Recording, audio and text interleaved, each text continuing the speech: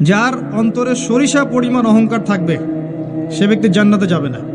আর এই রিয়া এবং অহংকারের এক্সাম্পল প্রিয় নবী মুহাম্মদ সাল্লাল্লাহু আলাইহি ওয়াসাল্লাম এভাবে দিয়েছেন যে একটা অন্ধকার রাতে কালো পাথরের উপরে কালো পিঁপড়া যদি হেঁটে যায়, এটা যত সূক্ষ্ম, রিয়া এবং অহংকার ততই সূক্ষ্ম।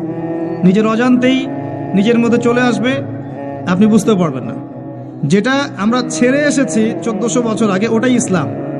এখন আমরা যা করছি এর সব কিছু ইসলাম না। আমরা আমাদের ইসলামিক লেবাস পোশাকে যা করছি এগুলো সব কিছু ইসলাম না। 1400 বছর আগে যা ছিল ওটার নাম ইসলাম, প্রকৃত ইসলাম। এখন পালন করছি কথিত ইসলাম। কীরকম? যেগুলো করতে ভালো লাগে সেগুলো করি, যেগুলো করতে সমস্যা হয় সেগুলো করি না। আল্লাহ পাক সূরা বাকারার মধ্যে বলেছেন 85 এবং 86 নম্বর আয়াতে, বা'দা আউযু বিল্লাহি মিনাশ শাইতানির রাজিম আফাতুমিনুনা বিবা'দিল কিতাব ওয়া তাকফুরুনা বিবা'দ। তবে কি তোমরা আল কোরআনের কিছু অংশকে মানো আর কিছু অংশকে মানো না? আল্লাহর কিতাবের কিছু অংশকে মানো, কিছু অংশকে মানো না।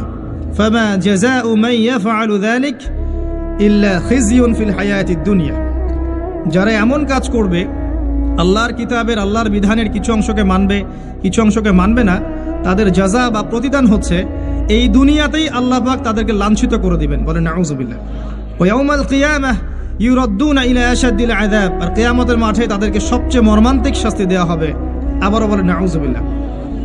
বাস্তবতা দেখেন, 90% মুসলিমের কান্ট্রি বলি আমরা, নিজে